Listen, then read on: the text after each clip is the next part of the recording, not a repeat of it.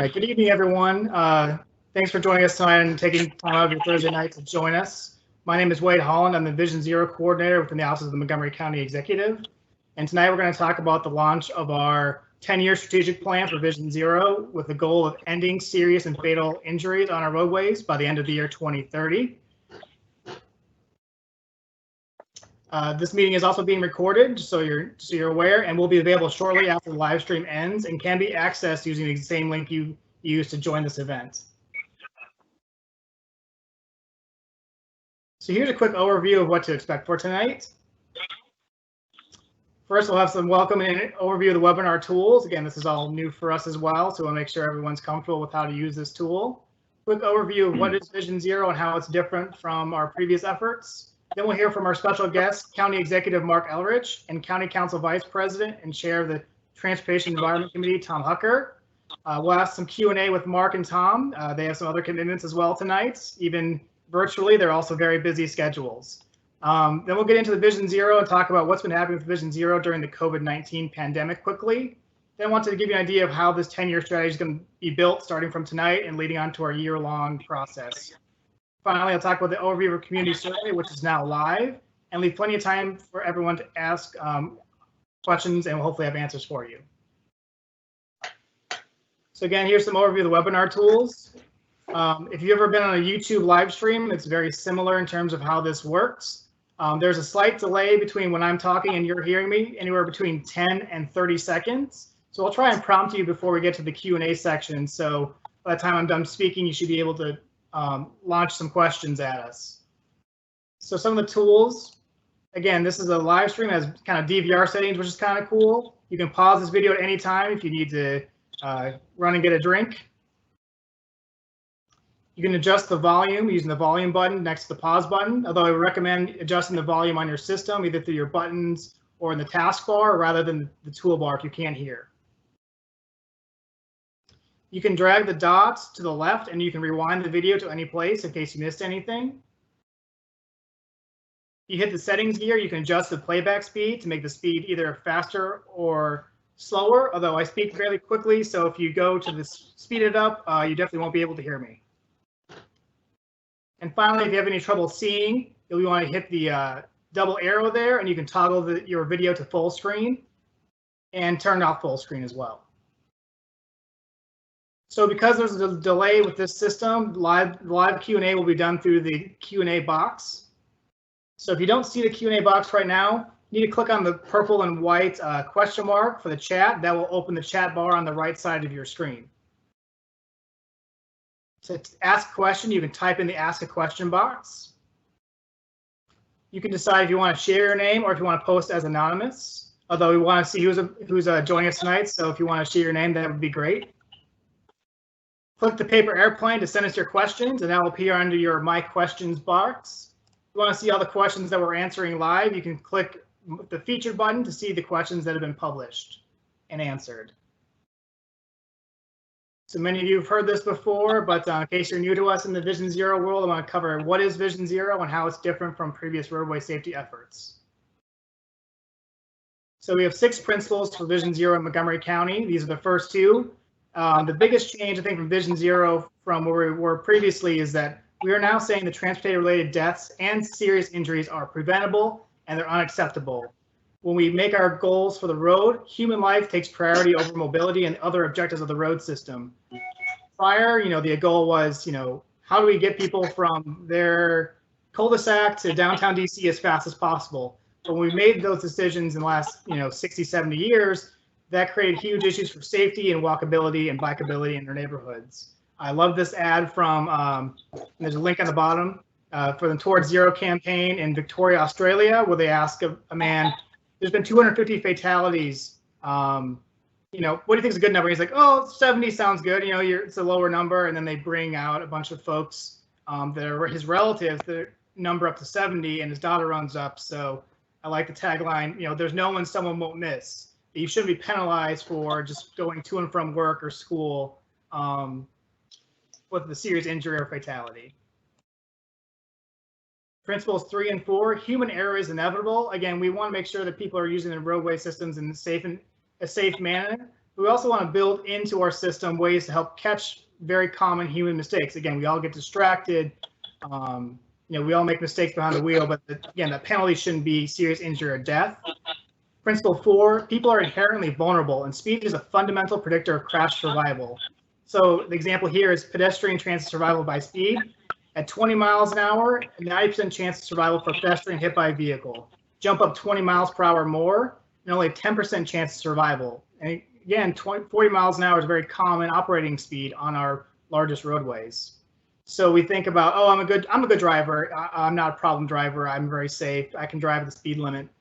But even as the faster you go, as you can see in the bottom image, the driver cone of vision by vehicle speed narrows as the faster you go. So you can't really see and scan side to side of the roadway. Very similar to driving at night, which can be a very dangerous situation. You can drive faster than your headlights. So by the time an object comes into view, you don't have enough time to stop. Principle 5 is safe human behaviors, education, and enforcement are essential contributors of a safe system. You can build the best facilities. You can spend millions, if not billions of dollars on these best facilities. But if people are blowing red lights, blowing through stop signs, not wearing their seatbelts, the system will not completely be safe. You can't ignore human behaviors because we are humans, and we will make mistakes, and some of them can be really dangerous to other people on the roadway. So these are 6 most dangerous behaviors based on data that we enforce and educate against. There's also an element of education and encouragement. So you can see a picture on the right from one of our bicycle rodeos where we try and teach kids at an early age that may have never been exposed to riding a bike, how to ride a bike and build that freedom of that riding a bike can bring, but also making sure that they learn how to ride a bike safely. And the final principle of our Vision Zero plan is policies and practices at all levels of the government need to align, making safety the highest priority of our roadways. We don't control everything within our borders. For example, the federal government controls motor vehicle design. The state controls the motor vehicle administration and the tests that go for getting a driver's license. The state also controls the majority of our large highways, which you can see in the data in these boxes below. Either majority or plurality of serious and fatal crashes happen on state maintained roadways. So we need to work with our municipal, county, state, and federal partners to really make safety a priority to make our Vision Zero goals a reality. And to give you kind of an idea, these are all just a small sample of some of our partners that we've worked with in the last 3 years on Vision Zero. Over 22 partners listed on this slide. A lot of these are just county departments, not even including all of our other federal and county city partners. So it's a huge effort, and we're really excited, especially in my role as the Vision Zero coordinator, to work with all of our partners to achieve this goal. So first I want to say thank you to County Executive Marc Elrich and Councilmember Tom Hucker for being here tonight. I know they have busy schedules. The fact that they're both here tonight really speaks to their commitment to Vision Zero and making our Vision Zero goals a reality. We went through a really tough budget cycle, and there's tough budget cycles to come before, but both the county executive and county council have really stepped up to support Vision Zero even in this tough environment. We'll also be joined for the Q&A by Adriana Hochberg, who is an Assistant Chief Administrative Officer and the Climate Change Coordinator. She's actually my boss as well, and we have this great opportunity to really sync our climate change and Vision Zero goals in Montgomery County and be a leader. So I'm really excited about continuing to work with Adriana on this. Chris Conklin is the Director for Montgomery County Department of Transportation. John Hubler is the Capital Projects Manager with MCDOT in the Division of Transportation Engineering and Operations, and also is the lead on our pedestrian safety budget and our high injury network work. We're also joined by Assistant Chief Tom Didone of Montgomery County Police. He is the Assistant Chief of the Field Services Bureau, and prior had Captain McBain's job of the Traffic Captain for the Traffic Division of Montgomery County Police. So with that, I will turn it over to our County Executive. 1 second while I bring Marc up.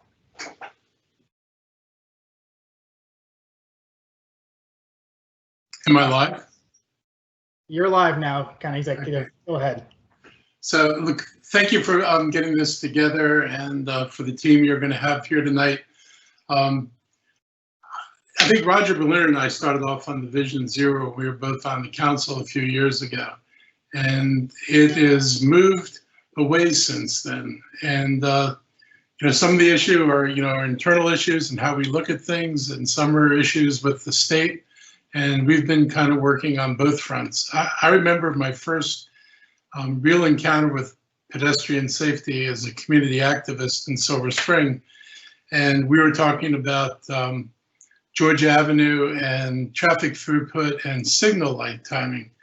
And I remember discussions about how many seconds they allowed pedestrians to get across the street. And the traffic engineers were insisting that the light cycle was long enough for people to get across, and residents kept insisting that elderly, frail, people who don't maintain the same gait that some of us are able to do, made it to the median strip and couldn't make it all the way across Georgia Avenue.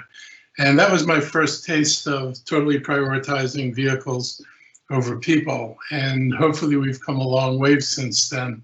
When I was back running in the fall of the campaign, I wrote a letter to the state, and I asked them I had two asks of them. I had multiple, but two big ones. One was that we be allowed to lower the speed limits in the central business districts and other similar areas to 25 miles an hour. And I thought that was important if we were ever going to be able to slow traffic down in the main corridors. And we asked about the ability to use hawk signals and other things that the state had been very reluctant to let us deploy. Since then, we have a very different relationship with the state. Greg Slater was a great leader when he was in his previous position, and I'm looking forward to working with him where he is now as the head of the whole department. But we've got 7 hawk beacons and 7 additional beacons that are coming. We've got new traffic signals in the interim road diet on Middlebrook Road to protect students that are going to the reopened Seneca Valley High School. We've got a shared streets project for more walking, biking, and supporting business. And we're trying to develop a 10-year strategy, re-examine our current efforts and accelerate what works to make Vision 2030 Vision Zero, to make the 2030 Vision Zero goal. I'll be frank, we are struggling with capital in this budget. We've struggled with capital for a while in this county. We've been reducing the total amount of capital available for spending through bonds, and without adequate substitutes for bonds, it's put a crunch and increased the competition between schools and other needed capital projects in the county. And I'm hoping that by the end of this fall, we have a different discussion and we look at ways for the county to actually grow its tax base in a way that would actually enable us to make greater investments in our infrastructure. I feel the same way about rapid transit. We've got an opportunity to do bus rapid transit. It would help get people off the roads, it would make our roads safer. It would offer people a better way of moving around the county, and we need to figure out how we're going to do that, how soon we can get things moving. We live in a diverse county, and we need to hear from a lot of voices to make Vision Zero work. This is, part of what we know is going on in the country today, and it's going on in the county as well. We have to make sure that all communities are part of these discussions, that we're aware of the conditions that people experience when they're trying to get to a bus or when they're walking to work or trying to bicycle. Everything is not what you see in the urban areas. There are other parts of our county that have heavy population densities and really problematic infrastructure. It's really not adequate for public safety. So tonight's the first of many opportunities to give us your thoughts. And we're encouraging people who are here tonight to take the survey and ask questions. And our folks will answer as many of the questions as they possibly can during tonight's meetings. And I imagine we'll follow up on the questions we don't get their answers so we can provide answers to them later. So I want to thank all of you for being partners in trying to make our roadways safe. That is probably our most important goal in transportation, is we need to move people, but we need to make sure people are safe in the process of moving people. I've seen some really encouraging things out there. I've seen squared off corners. That was one thing I meant to mention. I've asked our department to look at how do we square off more of our corners so more people don't swing around the corner and not have to reduce their speed sufficiently. So there's a lot of things we can do. Some of these things like squaring the corners or low-tech, low-cost items. And I look forward to what we do, and I look forward to learning what people would like to see us do. So thank you. All right, thank you so much, Mark. Unfortunately, we've lost Tom in the interweb somewhere, so I'm not seeing him, but he did say, and he did have another meeting after this, so maybe he had to jump on that meeting. But if there's any questions right now for the county executive in terms of like policy, budget, all the really hard questions that you have, we'll take some of those now. Otherwise, we'll answer questions again later on.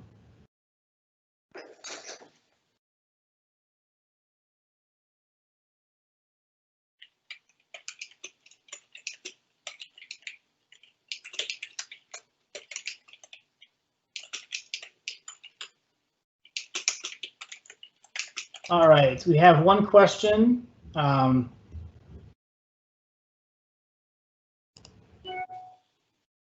Francine, what was the process for putting floating bus stops in downtown Silver Spring? Were community groups and the Commission on People with Disabilities involved? If not, Vision Zero Montgomery County should begin by involving the Commission in all plans and initiatives in order to gain a wide range of perspectives on making our streets and sidewalks safer.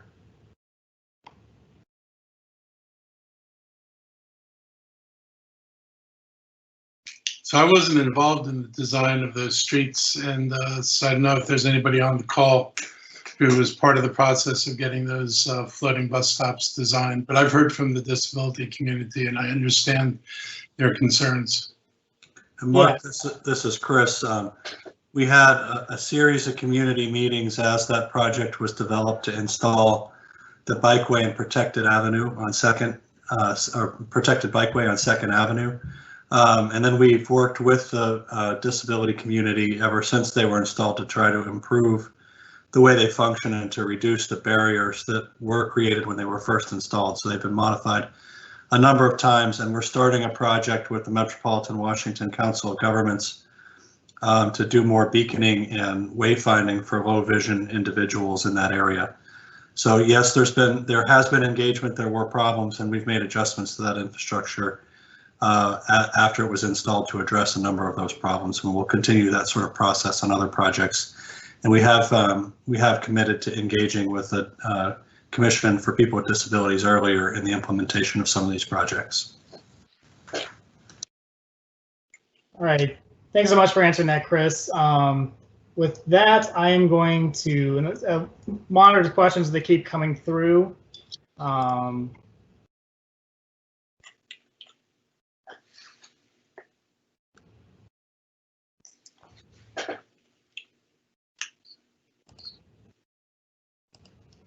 All right, question says, the 2-year action plan set an explicit goal of increased enforcement activities. In light of demonstrations across the country over police brutality, over policing in Black and brown communities, and the inherently biased nature of law enforcement, this process needs to revisit and reverse that goal, yada, yada. Will you commit to re-examining the role of police and traffic safety and re-examining the role of enforcement in Vision Zero entirely? Mark, do you want to take a first swing at that one? It's an interesting question. Look, I imagine we're looking at every aspect of policing, from traffic enforcement to everything else, but I do expect police to enforce traffic laws. And I expect them to enforce laws that are essential to keeping people safe. So I'm not sure that people are asking us not to enforce traffic laws. I think people want us to enforce traffic laws. But we need to be sure that that people are safe driving, and that the whole issue of driving while Black needs not to become an issue in this county. I've seen data that indicates disproportionality, and that's one of the things that we're looking at. We asked the chief early on to start accumulating this data, and we are in the process. We have been evaluating an outside consultant group to come in and look at policing from top to bottom, promotions, policies, hiring, training, all the things that we ask our officers to do. All right, thank you, guys. Wait, is this a time for me to speak up? Yeah, go ahead. Right. several years ago, the Maryland State went to an automated enforcement program. And one of the true benefits of this program was it enables us to collect data on traffic stops. So like the county executive said, we have data, and data is an important tool for us to be able to not only identify when violations occur, where violations occur, but also what enforcement action is going. Under state law, officers are supposed to make all traffic stops utilizing the system or enter it into the system so that we can do and track data. So like county executive said, we will be looking at a hard look at these, and as an executive in the police department, we're going to use that data to make sure that we're doing it right and doing it right the first time. Also, a couple years ago, Captain Dave McBain and myself, we implemented a program in the county called Purposeful Policing. And essentially, once again, as the county executive said, we want to focus on safety violations. We're not looking as much to direct officers to do enforcement for regulatory events, although they may occur from time to time. But our focused effort as being involved in Vision Zero has always been for purposeful policing on safety violations, speeding, red lights, rules of the road violations, that the result could impact someone's life or their health. So that's where we're focusing on. I understand that there's a lot of concern about the police work, but we are very committed to Vision Zero, and we're very committed to servicing our community correctly. And so moving forward, as we progress in Vision Zero, we will continue this. We will review data. We will work with the consultant group, but we will do this internally ourselves to make sure we're doing it right and make the necessary adjustments we have to continue our enforcement efforts to keep our roadways safe, and for only that purpose. Follow-up question was, what is the goal of increasing enforcement? Is this still appropriate? We were very cautious in this plan, and actually speaking with our community partners, we want to make sure that we weren't setting quotas saying officers must do X amount of tickets. Our goal is more tickets. The question was more about hours, so we were tracking how many hours. Now, if they're out there and they don't see anything, that still counts. But we want to make sure that we were spending time wisely with our enforcement.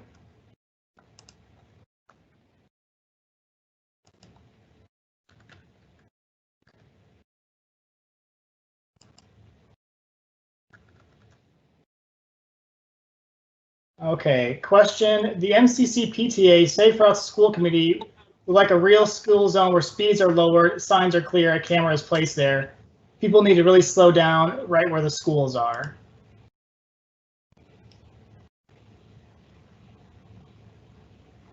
Question, could you elaborate on the budget and how you will navigate those pressures? Also, how do you intend to systematically institutionalize the equity lens that has been promised by the council and executive branch?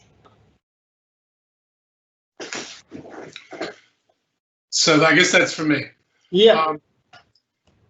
So the first thing I'll say is there is no such thing as a pre-existing equity lens. There's not something you can do and you just pull out of a box and you use it to evaluate something. So we've talked about this at length. My chief equity officer has been on the job for a few months. She is just getting the lay of the land over there.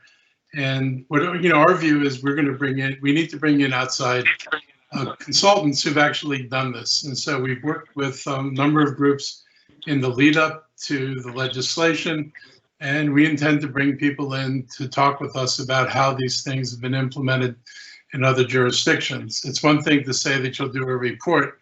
It's another thing to decide what exactly it is you need to report on. And that's what we're going to be trying to get some help from other jurisdictions that are ahead of us in this, so we can implement something that we're not experimenting with, that we actually know what has worked and already what makes sense for other people. So that's going to be an ongoing process. We have to start looking at all these issues in the budget this year, and then policies adopted by departments. We've had discussions about this. There's going to be extensive equity training. Again, we'll be putting senior staff through training and then bringing the training down through the rank and file of the department so everybody gets equity training. It's hard to tell people what to look for if you haven't trained them in what to look for. And that's our goal. As far as, prioritizing in the budget, schools have always been the #1 priority in the county capital budget. I expect schools to remain the #1 priority. I would hope that we don't make any more decisions that reduce the amount of money that's available for school funding from things like new development, so that we are not forced to go to existing county funds, the capital we have, and have that compete with other projects that also require that capital. For example, there's no dedicated fund in the same sense of an impact tax that provides money for roadways, and frankly, or for bikeways or walkways or any of these other things. So a lot of that winds up being as you design it into a project without any particular source of funding attached to it. So we'll try to do as many projects as we can do. We'll be looking at things and trying to weigh what are the investments to get us the most miles and get us the most people for the dollars that we're putting into them. I think that's important. I think we can do some very expensive projects and not affect many people, or we can do extensive projects, all of which have a lower dollar cost and probably have greater impact, both for people and for different areas of the county. And we're going to be looking at all that. And I think applying a racial equity lens is going to have some impact on where those investments go. If you were to look at our investments, it wouldn't take a rocket scientist to figure out there's a disproportionality in where some of this money is going.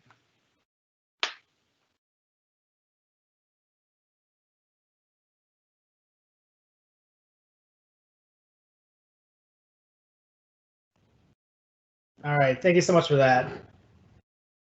Sorry, having a little trouble connecting with the council member into the meeting. Hopefully he'll be able to join us shortly.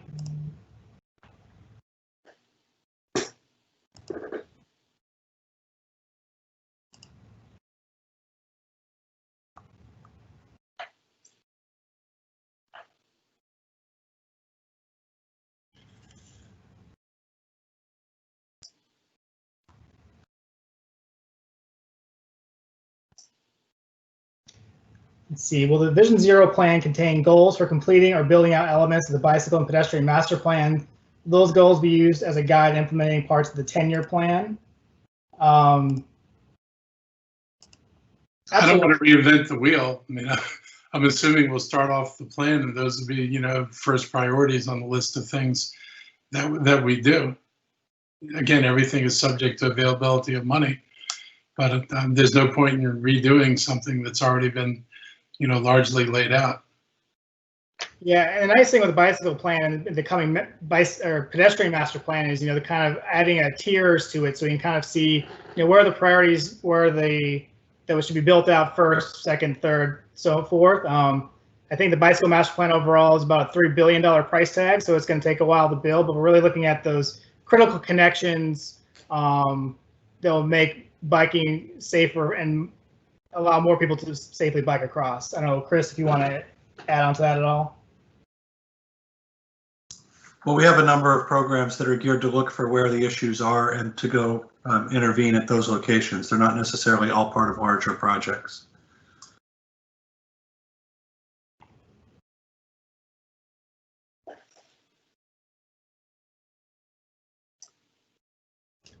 Question, how many fatal pedestrian crashes have occurred this year? Year to date, there have been 8 fatal collisions. There were 3 in January, then 3 in February, which was very unusual. Overall, the county usually averages about 1 per month across a year. So any average year between 10 and 15 pedestrians are struck and killed on this road.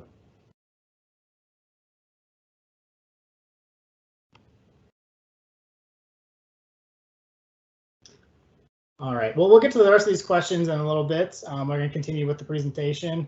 When we get Tom on the line, we'll get him back in as well.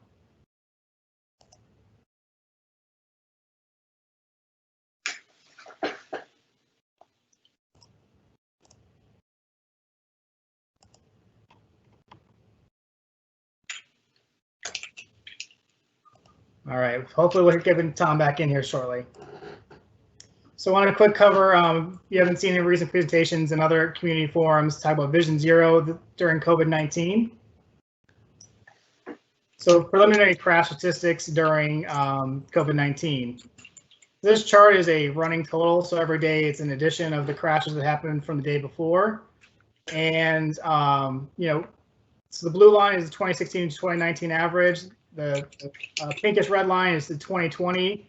This goes up to March 15th. So you can see in general for injury crashes, they're kind of in line with the 4-year average, between a 3% difference between 361 versus 349.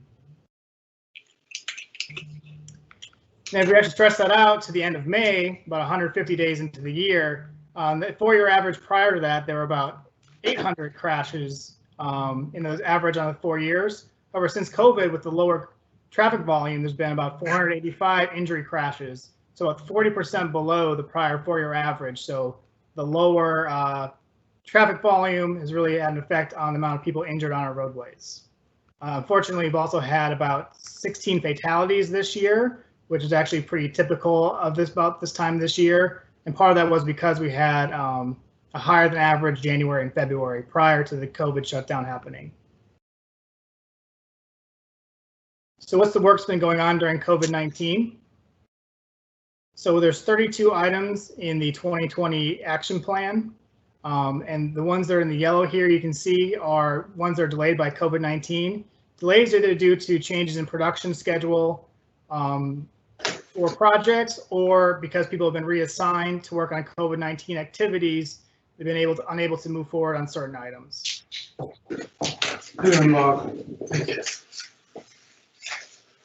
So overall, we're kind of the highlights during the public health emergency. So for engineering, it's really been keeping safety projects on time and on budget. And we'll get into that in the next slide. We've also been implementing a program called Shared Streets for recreational and connecting to central business districts between on bike and walking. There's also additional modifications in downtown Bethesda, Silver Spring, and starting tomorrow, Wheaton, to support reopening businesses and outdoor dining. For enforcement, again, a continued use of speed and red light automated enforcement throughout the pandemic, and also we have mobile speed cameras. We've been continuing to move those to ensure that people are driving safe on our roadways when there's less traffic. We're also doing data enforcement against dangerous driving behaviors. So again, we saw one person who was deciding to speed at triple digits across one of our cameras, so he was later caught and no longer able to drive.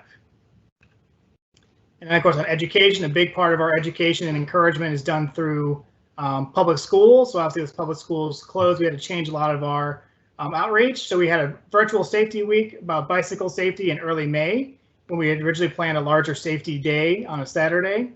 And continued public outreach through virtual meetings and campaigns. So similar to this, we've been doing a lot of Zoom and Teams meeting calls. And also, we've been doing, for our child seat inspections through Fire and Rescue Service, doing virtual check-ins with folks to see if they're inspecting their car seat. So one of the common things we have in a Vision Zero program is what we call the high injury network. These are roadways with elevated risk of serious and fatal crashes along our roads. In the tier action plan, we identified the top 10 county maintained roads and the top 10 state maintained roads. So overall, this year we've identified 8 overall projects, and only 2 have been delayed. Largely that's due to a suspension on collecting ped bike and motor vehicle traffic volumes, which affects, without having that data, it affects how we can move forward with design. So otherwise, we've been able to make progress on our Belpre Road upgrades, Krause Branch Way, Middlebrook Road, which was mentioned by the county executive earlier, Sam Ike Highway, Veers Mill Road, in collaboration with our partners at the State Highway Administration, and the Wheaton Triangle bus stop audit. So quickly want to review how we're going to build this 10-year strategy. So we've kind of entered our phase 1 or step 1. I think people are probably tired of hearing about phases now. This basically extends between June of this year and into August, so kind of mid to late summer. So tonight's the beginning with the launch of our community survey. I've also sent out the first round of community letters to a lot of our county boards, committees, commissions, and other partner groups. They'll be sending out a second round of letters and also post the letter for groups that haven't been sent it yet on the website later on. And in that step, we're asking these community leaders to really kind of respond and give us their ideas on what they'd like to see prioritized in the next 10 years. Continued community meetings, outreach meetings, obviously will be virtually from now on. We're also doing targeted outreach to traditionally underrepresented communities that we've identified through data and through our community partners and the Minority Health Initiative. We have a couple different contractors and other staff that will be available to do that targeted outreach. And I believe we've actually have found Tom. Sorry, one second. Tom, can you hear us? Yeah. All right, so sorry about that. Of course, the best laid plans, right? If you want to go ahead and say your piece, we'd like to hear from you. I guess, yeah, if that's the best we can do. I mean, I'm watching you on, you've sent me 3 links that work. They're directly from you in your email that say panelist link, but you can't. Okay, are we, sorry, I can't tell if we're live now. I should just go? Yep, you're live now. Okay, thank you, Wade. Thank you so much, County Executive Elrich, for your leadership on this issue. And thank you, Wade, for your excellent work as well. Can you hear me okay? Yeah, we can hear you. Sorry again about the delay. I have 3 devices going. I'm just shouting into my phone. Here, that's probably better. Look, we deal with a lot of issues at the county government. Healthcare, housing, land use, education, they all cost money. And we have to make a lot of difficult decisions. And sometimes my colleagues point out what we can't do, what we want to do, that, well, this isn't a life or death issue. But when we're talking about Vision Zero, every decision we make is potentially a life or death issue. So I really want to thank you first for all your advocacy to elevate this issue to the place where we have this kind of meeting at this high level. I know recent events that we're all thinking about are an important backdrop as we're talking about this 10-year plan. And I'm sure some of you have been asked how you could be worried about traffic safety in the middle of a global pandemic and the greatest economic collapse in nearly 100 years. But to me, I just want to submit to you that the COVID-19 pandemic and renewed calls for racial justice make a very strong case for Vision Zero and the principle that our roads have to be safe for everyone, particularly those who can't afford a car or who choose not to drive. Now, why is that? Several reasons. One, traffic demand is way down. There's no need to relieve traffic. We're used to hearing that refrain, but we don't hear it in the COVID era. No one is stuck in traffic these days. On the contrary, our roads are seeing far more walkers and cyclists as many people are working from home during the pandemic and spending much time on foot or bike. And many of us need to stretch our legs in our neighborhood walks at the end of the day after we've been on Zoom calls all day. And our essential workers who are used to walking or biking to work or taking transit, which has been reduced, of course, whether we're talking about Ride-On or WMATA, they have to have safe streets and sidewalks to walk on. 2, we've had a lot of success in opening streets to allow more space for distance recreation on Sligo Creek Parkway and Beach Drive. That's been wildly popular, and the reaction from the public has been more calls to continue more of that beyond this crisis. It has benefits for our climate, for our health, for our county and state budget, because anything that helps our positive health impacts helps our budget as well, and for our society. And we've begun to open streets for commerce, as you've mentioned, Georgia Avenue and the Bethesda Streetery and Tacoma Park, to help get local restaurants back on their feet and give patrons more room for distance, sit-down dining, and a chance to safely socialize outdoors. What's been the public reaction? It's been very well received. They want us to expand it. They want us to extend it. Not a single person has asked me to reopen those lanes of traffic yet.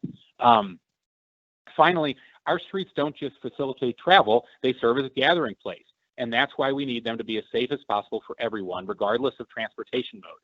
And that's especially true in working class communities without a lot of private infrastructure, and it's especially true in Black and brown neighborhoods.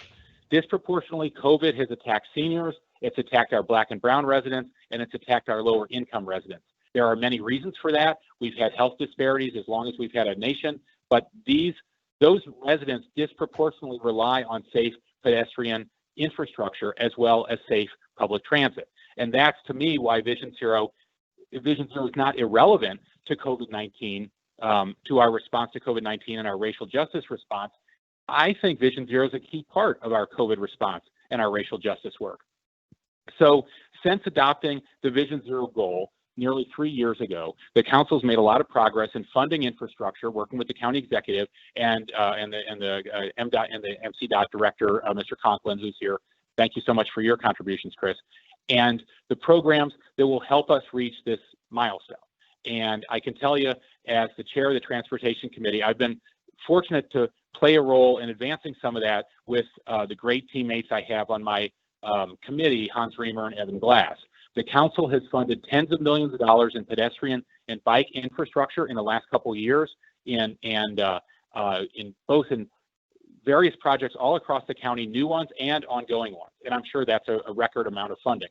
We have prioritized funding infrastructure near transit and activity centers with amenities like neighborhood serving stores and employment centers.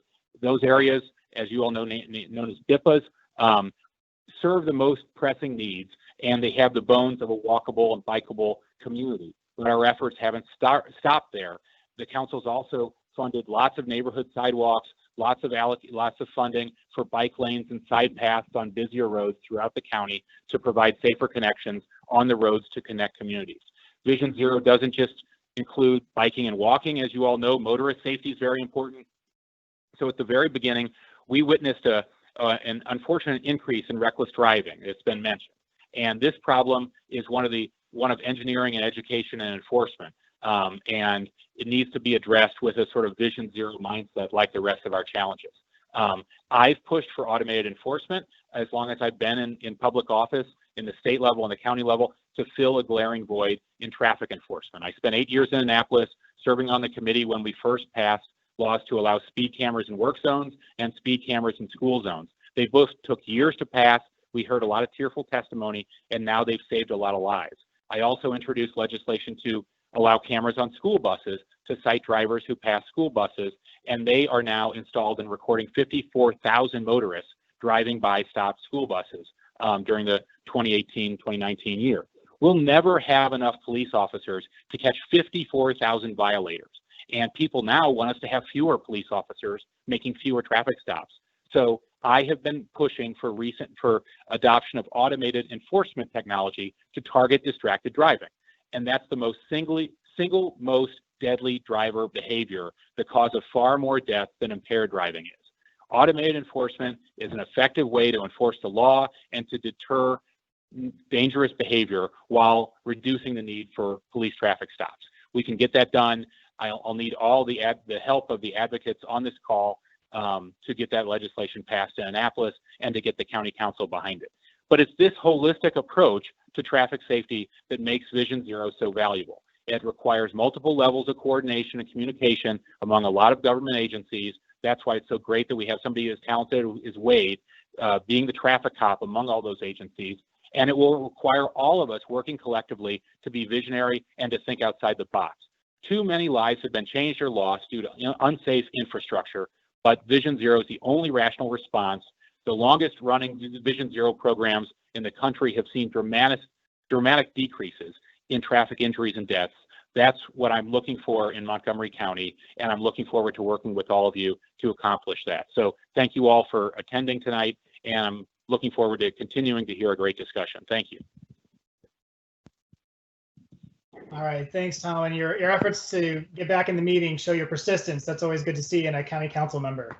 It's a requirement. So we had some questions for the budget questions for Marc when he was with us, so I'll throw one at you as well. From Kayla, what percentage of funding will be allocated to Vision Zero after the economy bounces back? Also, is Vision Zero being packaged into capital improvement projects or ADA improvements, street improvements?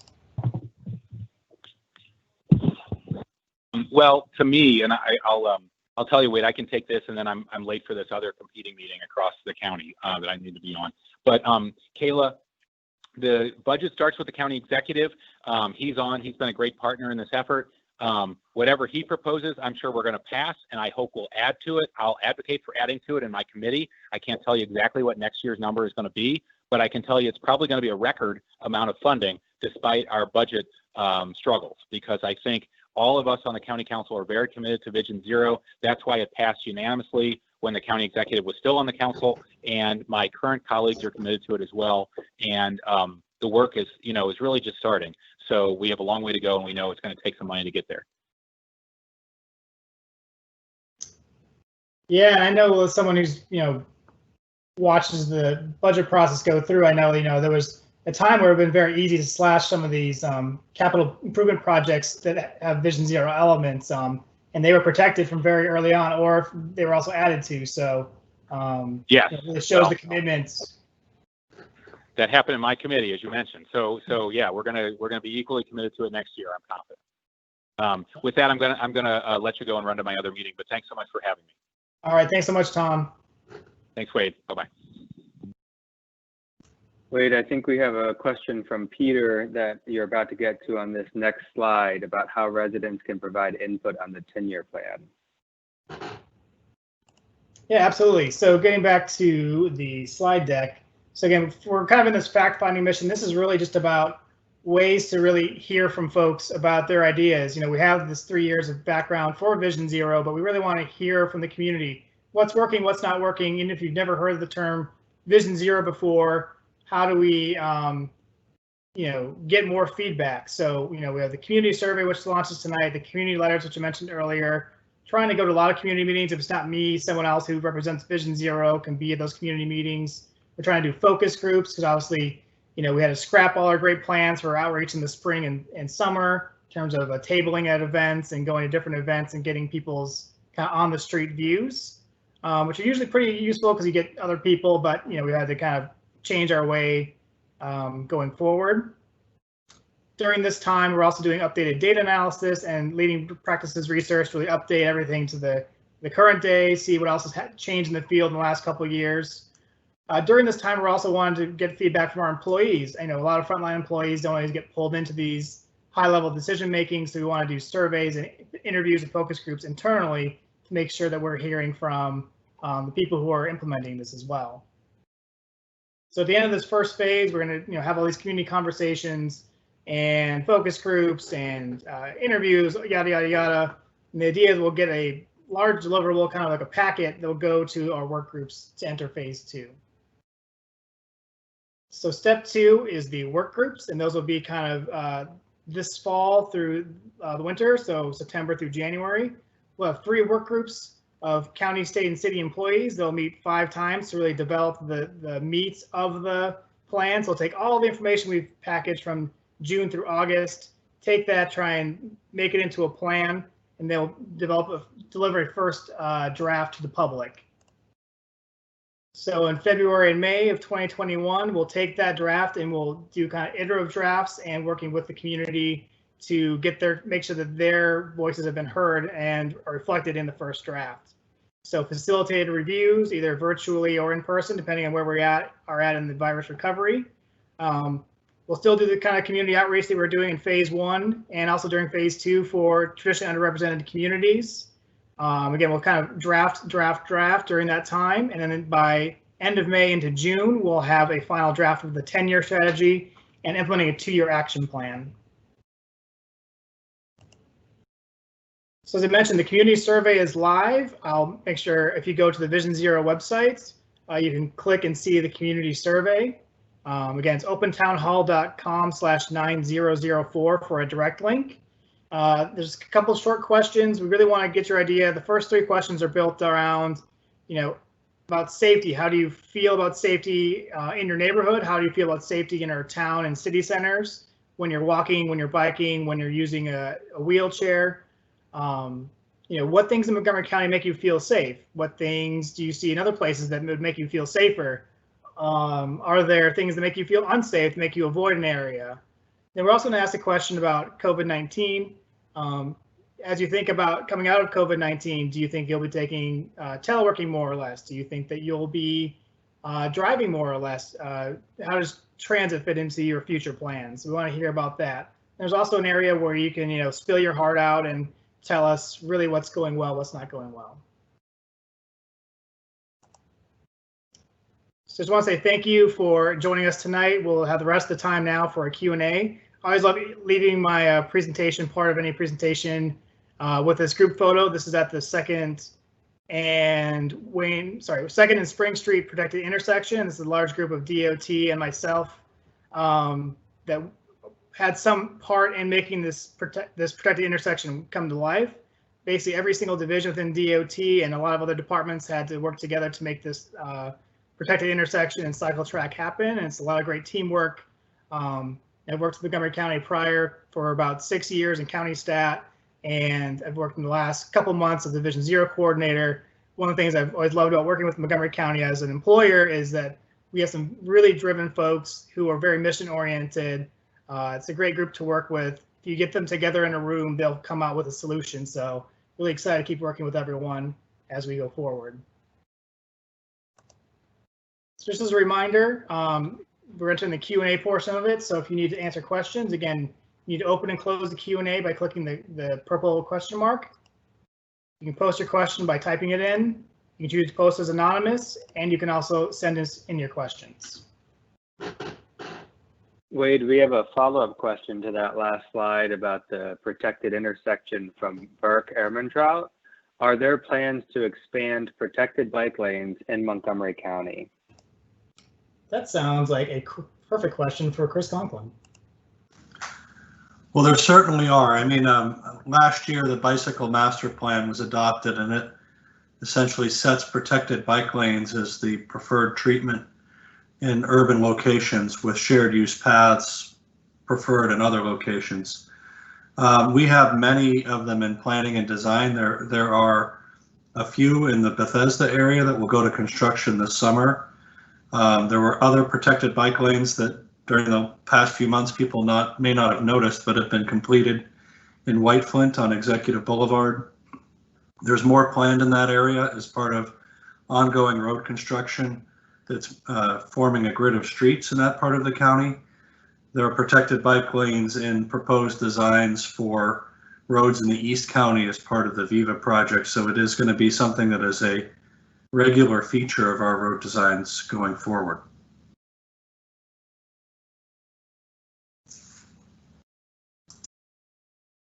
All right, thanks, Chris. Let's see.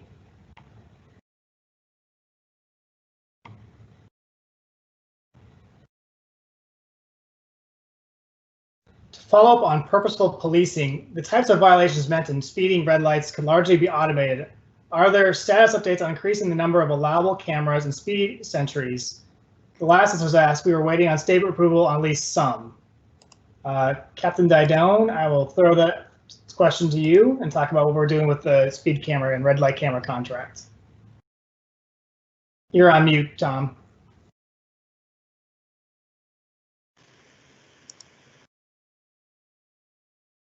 You're back on mute. It keeps muting itself. All right. With the red light and speed camera contracts, we've been going through an extended procurement process with the ultimate goal of doubling the number of cameras monitoring speed and red lights in the Montgomery County. That plan will take up to 5 years, but I think we'll be able to reap the benefits of that plan even sooner.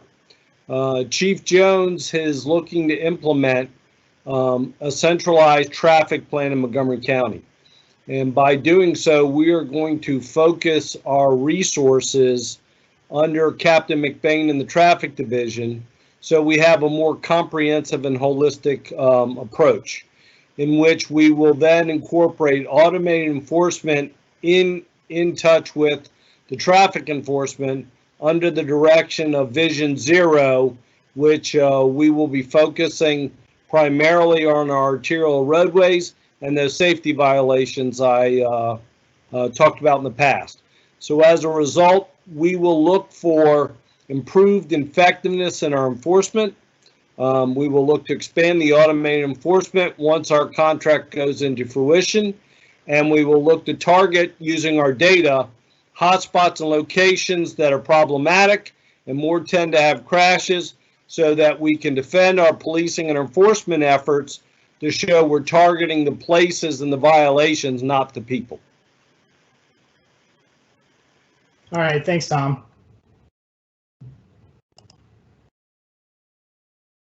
All right, question. The 2-year action plan committed the goal that after 2 years, serious and fatal collisions would drop by 35%. The data show almost no change to the plan was adopted. That's incorrect. We had about between 25 and 30% drop based compared to the 5-year average. So we did not achieve the exact 35%, but we did come close. And what greater urgency and leadership will your administration bring to meet the plan's terms for fatality reduction goals? So again, our goal is not only fatalities, but serious injuries. And that's one of the challenges that, sorry, I gotta bring my video up.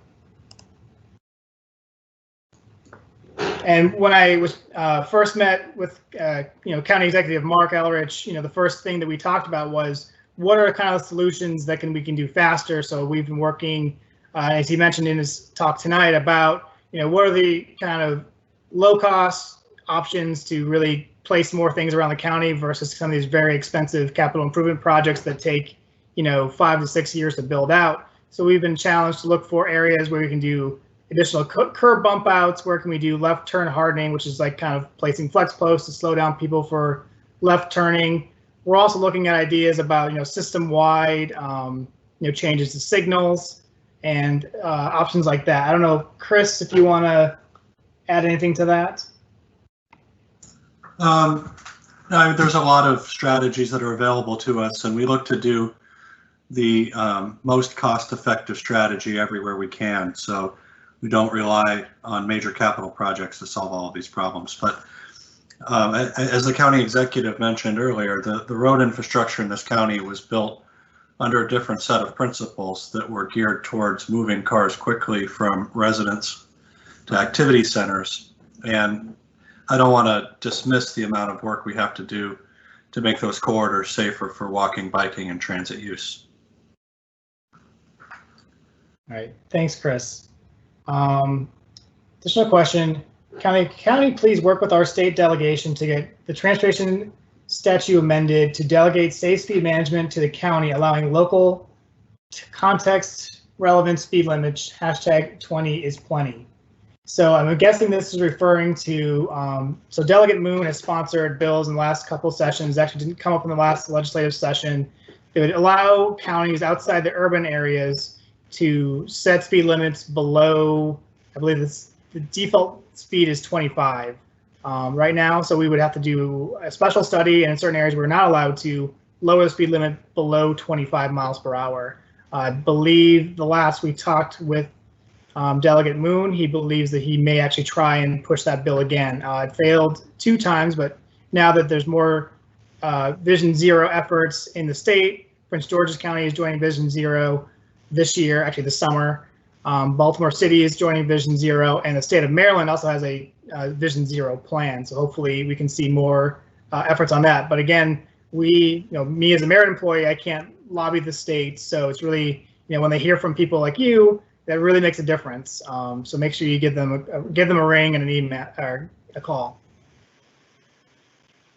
Wade, we have a question that's anonymous asking, in busy intersections, are you looking at the elimination of any permissive left-hand turns so that a pedestrian who waited to cross with a walk signal is not still being threatened by vehicles accelerating straight at them in their crosswalk?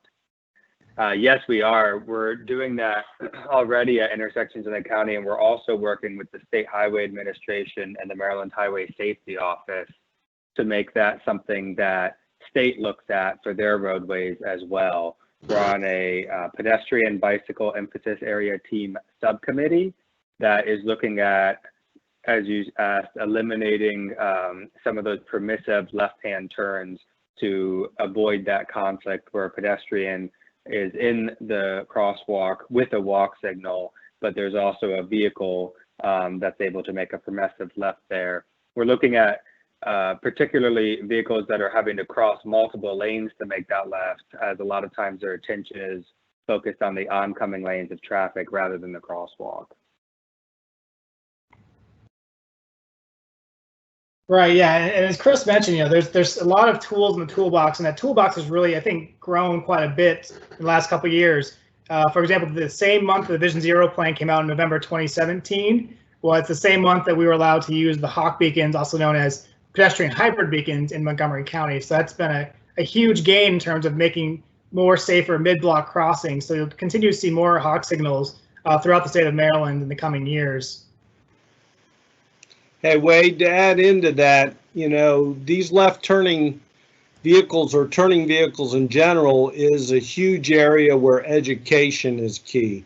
There are so many drivers that do not even recognize that when they have the light to turn, that's the same time for the pedestrian to have their movement. So I think when we start working on our education key, one of the huge campaigns will be in dealing with turns.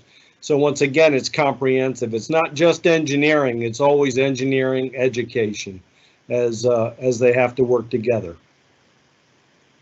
Exactly, and I mentioned the kind of the newer, signal types coming up in the future. So, no one went through driver's ed or took the MVA test about, RRFBs and Hawk signals and green paint and all these floating bus stops. So, we really have to figure out better ways, comprehensive ways to, when we do these treatments, educating folks. Right now, it's kind of, when we implement a Hawk signal, we'll do mailers or post things on doors for people in the area. We've had websites like the Lookout campaign as part of DOT to teach people about how to use green paint, but how well that's been, spread across the community and people know, we haven't really evaluated that at that point, and that's where our partners in the community like yourselves can be really helpful in getting the word out about these devices.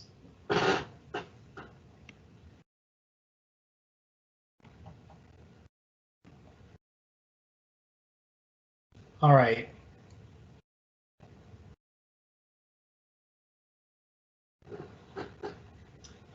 Question, many of our neighborhood streets carry a 25 to 35 mile per hour speed limit.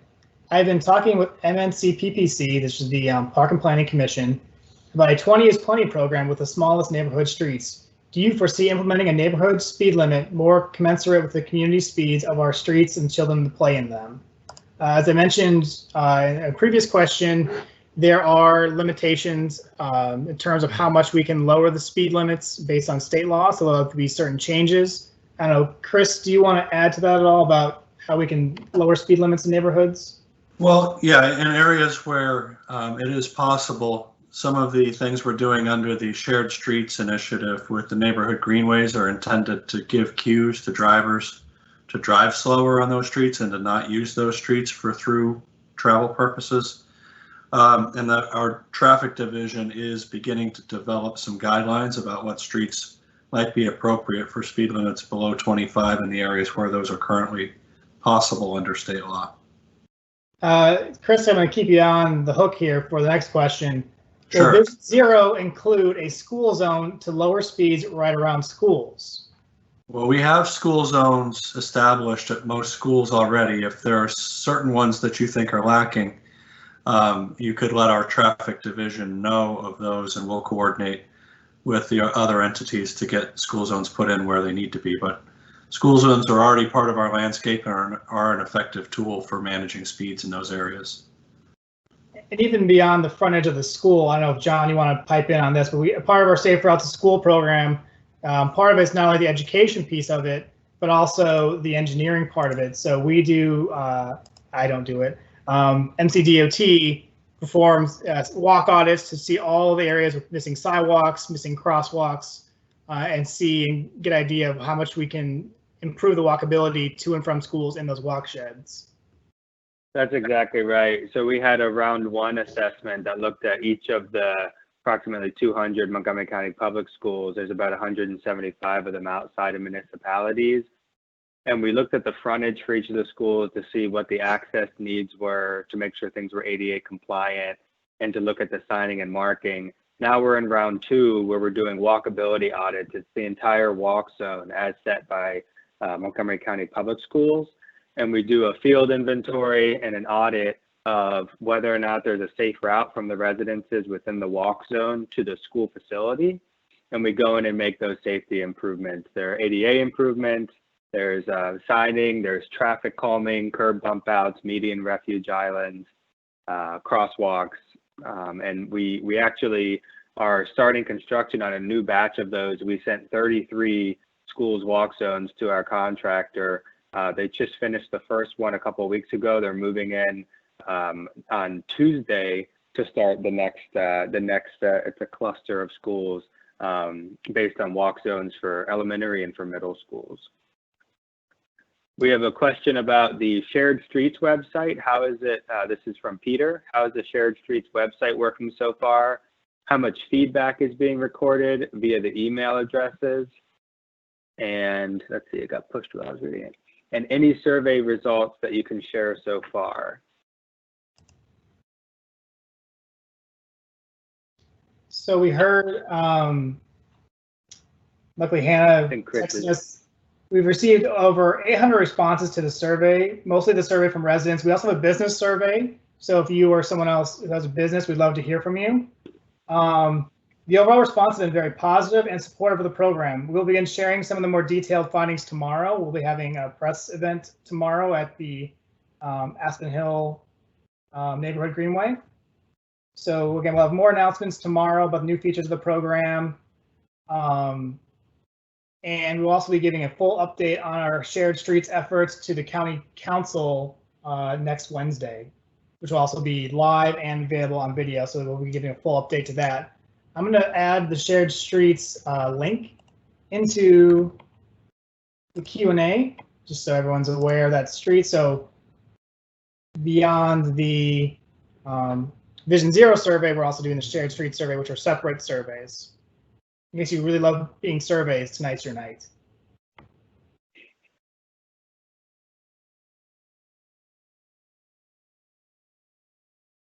We have a follow-up question on school zone speed limits from Mary Beth. School zones don't seem well marked as far as speed. A sign that has speed limit for the zone would be helpful for drivers.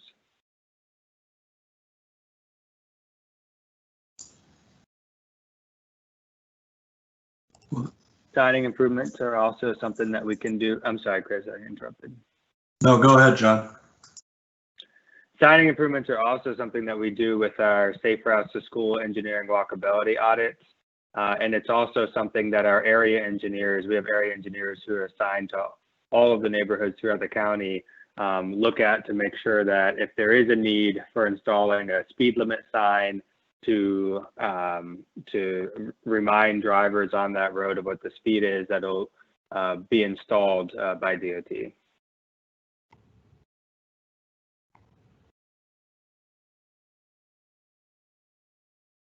Right, and I guess as part of our developing the 10-year plan, we'll be looking at our school zones and beyond just like what's a standard school zone. What can we do more to really affect those areas around schools to make them safer walking and biking? And part of that is the engineering treatments, speed limits, and also devices like the RFBs and pedestrian hybrid beacons to make it safer for kids to cross. We also, as part of Safe Routes to School, we also promote and help communities put together walking and school buses, which can be walking and biking. So if that's something your community is interested in, we can definitely help you get those started when we someday get back to having kids in physical school buildings.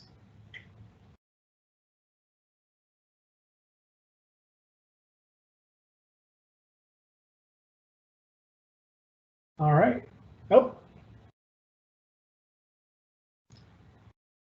We have a question from Peter asking if there are specific projects you have in mind for the next several months, neighborhood greenways or anything else. I assume this seems DOT specific. Yeah, John, I'm going to go back to the HAN slide if you want to kind of talk about that. work. Sure.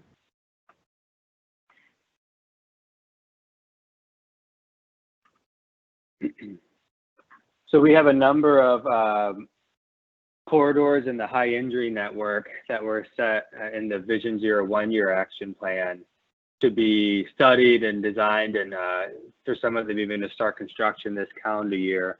Obviously, you can see here COVID-19 has delayed some of our ability to do those studies. The Randolph Road and the Shady Grove Road HIN were delayed due to COVID-19. They require field observations that we aren't able to do right now. However, a lot of the other ones are still on track and on schedule to be completed on time. Belpre Road is getting upgrades. We had a question earlier about pedestrian hybrid beacons and the Hawks. Those are going in on Belpre, 3 new ones. Crabs Branch Way is currently in final study. We're sending comments back to the consultant to get our final report this week. Middlebrook Road has 2 big things happening in that area. One is at the intersection of Crystal Rock and Wisteria, right by Seneca Valley High School. All of the new development for that high school is pushing traffic to that intersection. DOT is installing a signal that's going to be completed prior to this next school year. Whether or not, without knowing what the remote situation will be, that's still on schedule. There's also a project along Middlebrook as part of a resurfacing to restripe and do a road diet, to narrow some lanes, and to install a 2-way bike facility. Sam Ag Highway is also on schedule. We have our draft report that's been approved, and we're about to start design on the final study on some of the alternatives that were identified in our study. Veers Mill Road is on schedule. SHA has already broken ground on a signal at Norris and Maryland 586. That's going to be a full traffic signal that leads behind to the high school on the southwest side. And GOT is in design right now for a Hawks pedestrian beacon at Andrew and Maryland 586, which is between Norris and Connecticut. Those are both between Connecticut and the CBD. And there's also a neighborhood greenway that will connect the side streets in that neighborhood. And then last on the list, you see the Wheaton Triangle bus stop audit. That's still also on schedule. We're finalizing with our partners at WMATA and SHA to look at changes to ride-on and WMATA's bus services, the bus stops that are there, safety improvements for pedestrians and transit users. And that will also be going live, those improvements this calendar year. All right, and I do want to add to John's extensive list. Thanks so much for that run through, John. On Veers Mill Road and the Matthew Henson Trail, which of course down in a pretty steep hill between both sides of Veers Mill Road, the State Highway Administration upgraded the modified pedestrian hybrid beacon there. It is now a full traffic signal, so you'll get the full red, yellow, green there if you're out driving again. So a lot of safety benefits coming along Veers Mill Road. Peter has a question. Can you talk about the involvement of Maryland SHA in accomplishing Vision Zero? We talked a little bit about some of the things that they're doing in Wheaton, the Veers Mill Road that Wade just mentioned. They also have made a lot of improvements along Maryland 97 Georgia Avenue. They've narrowed the lanes as they've resurfaced the roadway. They've installed on-street parking to slow traffic. They've remarked the crosswalks in the central business district. They're looking at lighting improvements at many of the intersections, and they've installed new intersections along Georgia. I also mentioned earlier the pedestrian bicycle impetus area team that the Maryland Highway Safety Office is working on, and the improvements from that are going to be wide-ranging throughout the county and looking at how they implement their context-driven guidelines. They presented to council about that late last year, but they have also adopted a Vision Zero focus and are working with DOT on a lot of those improvements. Yeah, and to add to that, I mean, SHA compared to even just like 4 or 5 years ago was a very different state highway administration in terms of their outlook and philosophy and their willingness to try things. So, for example, they're taking away a general travel lane on Old Georgetown Road, kind of north of NAH, to create bicycle lanes on both sides of the road and to add buffer space for the sidewalk. You know, a couple years ago, that would be not even an option. They've lowered speed limits on large roadways already along River Road, Georgia Avenue, parts of Veers Mill Road. I'm probably forgetting a road somewhere along there as well. They're also, again, like we're adding pedestrian hybrid beacons for our mid-block crossings. They're doing that as well. We're also jointly working on studies with them along parts of Maryland 355, Rockville Pike, and with our city partners in City of Rockville. So the amount of collaboration and willingness to try new things is really changed. And that's why, you know, my job has been really exciting, because the barriers that people are putting up are pretty low in terms of trying things out, trying something to say, you know, we're willing to try and get the safety benefit, even if it means, you know, a couple minute delay for vehicle traffic. And it's a pretty exciting time right now. There's an anonymous question. How are new areas with traffic fatalities added to the high injury network review? I'll cover that real quick for one of the HIN projects I mentioned, and then wait if you want to have anything after it. For the Crabs Branch Way HIN roadway, the initial 2012 to 2016 data that was used in the Vision Zero 2-year action plan had the limits between Indianola and Redland. Since then, there have been new crashes that have effectively expanded where that high injury network would be. And so DOT worked with County Stat and with the Vision Zero coordinator to identify where the new limits, where these crashes were happening, and where the new high injury network would be, and to include that in the study so that when we go to design, we'll be making sure that we also look at what safety needs there are for those areas. Right, and to that, so when we went to actually do the studies of these roadways and design for the last couple of years, you know, we always try to pull in the latest data for our staff and our consultants to make sure they've included the most recent data in case there's any changes. Part of what the Vision Zero and the high injury network tell us is that year after year, these are usually problematic roadways. So, you know, without changes to these, without a real focus on these areas first, you're not going to really make those safety benefits. So going back to a previous question about how do you kind of rapidly implement Vision Zero, given that there's thousands of lane miles of roadways in a 500 square mile county, you really got to target the most dangerous spots. You know, year after year, maybe not the first year, but maybe years 1 and 3, you have a lot of serious and fatal crashes on that roadway. So tackling these places first really can make a difference in the safety of our community. And as part of this phase 1 effort, I'm also taking a whole scan of the network again and updating the high injury network. So if something's falling off, it's become safer because of projects, or something new has emerged, we'll look at that and implement that into the new 10-year plan. And also make sure that we have regular updates throughout that 10-year plan as well, to make sure that we're constantly scanning the network and seeing if there's any issues. I think one of the things with Belpre Road's a good example, where we were seeing in the crash data, the RRFBs, the rapid rectangular flashing beacons, we're not having the safety benefit that we assumed when we did the design.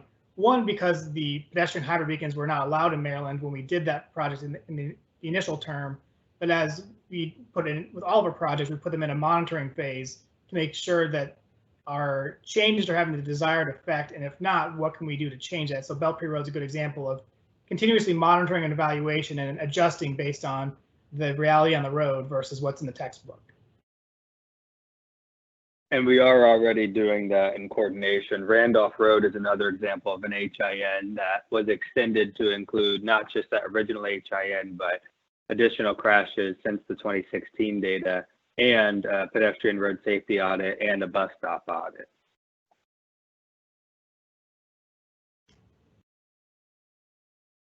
Just a question here. What is the plan for building the Tier 1 bike infrastructure in the bicycle master plan?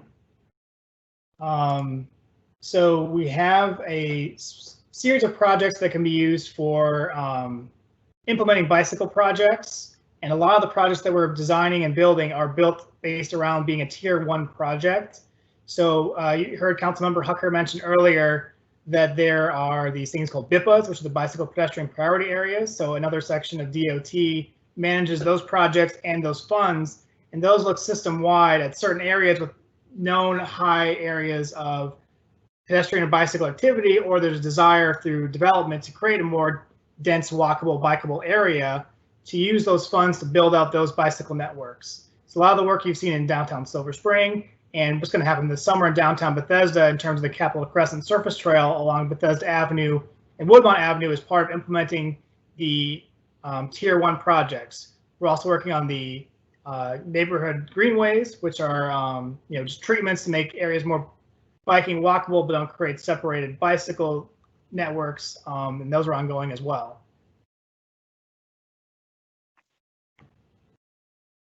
We have a question from Christy Daphnis. Please make sure the school zone and watershed analysis is available to the public on an easily accessible website, and that schools are prioritized based on need being safety or demographics, and not vocal parents and administrators. I'm posting the link to the website that has the map. Each school on the map has an attachment. If the school has the second round of assessments completed already, that attachment will be there. They all, of course, have that first round of assessments. We finished all of those. And then the walkability MCPS set walking routes are also included on that. In terms of prioritization, the schools are prioritized. In the first round of assessments, they looked at whether or not the schools had received improvements recently and what the existing infrastructure was like and the need was like, and looking at the amount of walkers and including equity emphasis areas. Yeah, and John, do you want to talk about our other work in terms of building equity into projects? Yeah, DOT specifically, we're looking at including equity emphasis lenses on the improvements that we make. The equity emphasis team, the task force that was a part of the 2-year Vision Zero action plan, put together a list of priorities for equity for DOT to consider. It's specifically in response to the safety programs that we run. So some of those programs are the ones we've talked about now, the Safe Routes to School program, the Pedestrian Road Safety Audit program, the Bus Stop Audit program. And in those, what we've done is we've looked at to identify a scoring rubric that the equity task force provided, what the categories would be to make sure that we're tackling areas of need, not necessarily areas of focal concern, as was mentioned in Christy's comment. And we're doing that across our safety programs, our reactive and our proactive. Anything we have set up to go out and do, we're making sure it has that rubric attached to it so that when we go out and do the improvements, we're doing them where they're needed.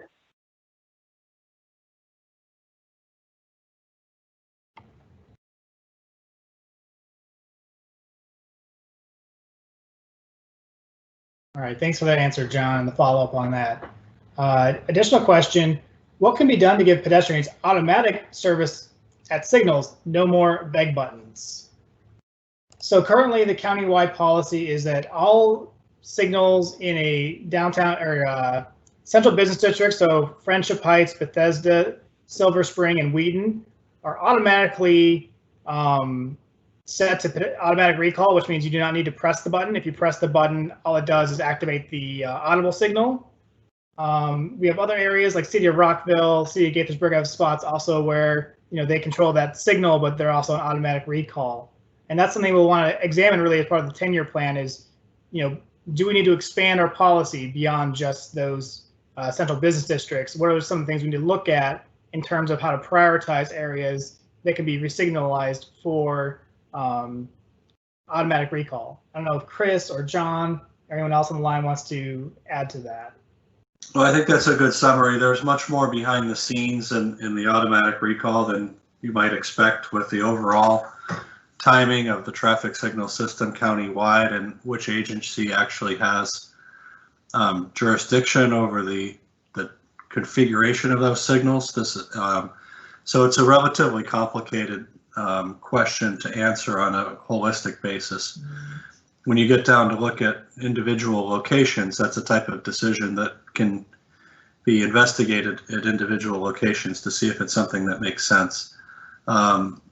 the push button doesn't change necessarily the sequencing of the signal or when that phase comes up. And it doesn't necessarily change the amount of delay for the pedestrian, whether that button is there or if it's on recall. So it is a question that how much is being lost in the operation of the signal to have that phase coming every time when it's not directly related to the safety of the location. Although certainly you could argue that if it comes up, people don't have to press the button for it to come up, and that for those who don't know to push the button, that makes it safer for them. But it's a complex issue that actually affects the entirety of how the signal system is programmed. So it is something that we do look at when we get requests for this. And we have expanded the number of places on recall that are proximate to the CBDs in recent times. Right, and that's also an area too where the technology is becoming not necessarily cheaper, but more advanced in terms of you have passive detection as well. So if it doesn't automatically come up, it detects the pedestrian there. That can also be a treatment that for areas with like lower pedestrian volume, but you'd want to have some sort of automated system for the pedestrian detection.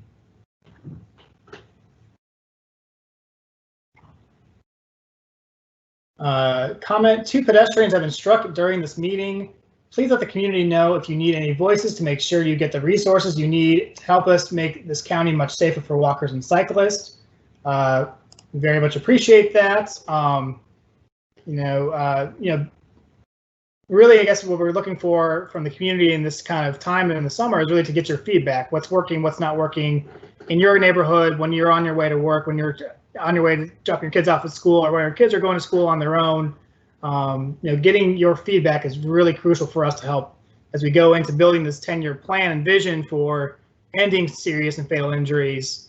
What do we really need to prioritize with our resources? Because as County Executive and Councilmember Hucker mentioned, there's so many things that we have to do with our budget that are all competing for resources. They're all very, very important things that we do for our residents, for our taxpayers, and not everyone gets all of the money that they would like.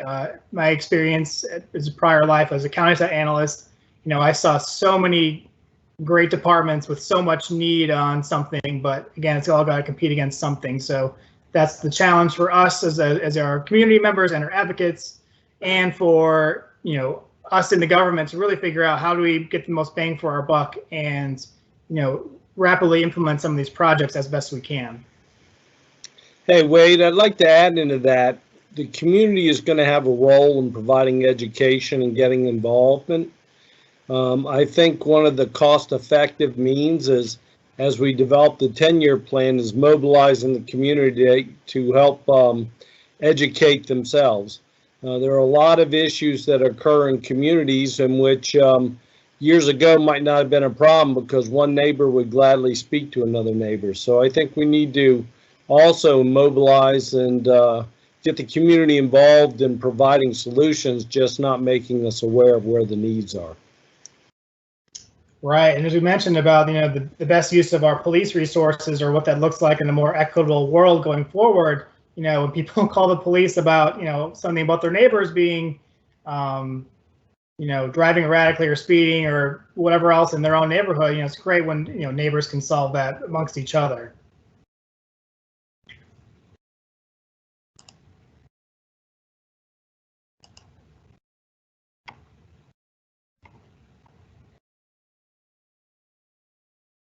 All right. Well, again, thank you so much to everyone who has been on this call and asked so many great questions. We really look forward. Again, this is just the beginning, not the end of our conversations about Vision Zero, pedestrian, bicycle, traffic safety, and what's the world going to look like in 10 years. We really hope to really flex your brain and dig deep and figure out how we can make our roadways safer and end fatalities in the next 10 years. If anyone else has any closing remarks, I will otherwise close the meeting. Again, this meeting is being recorded live. Once we close out, you'll be able to go back in and rewatch this presentation, and I will also post the slide deck and the annotated version of the slide deck after the meeting.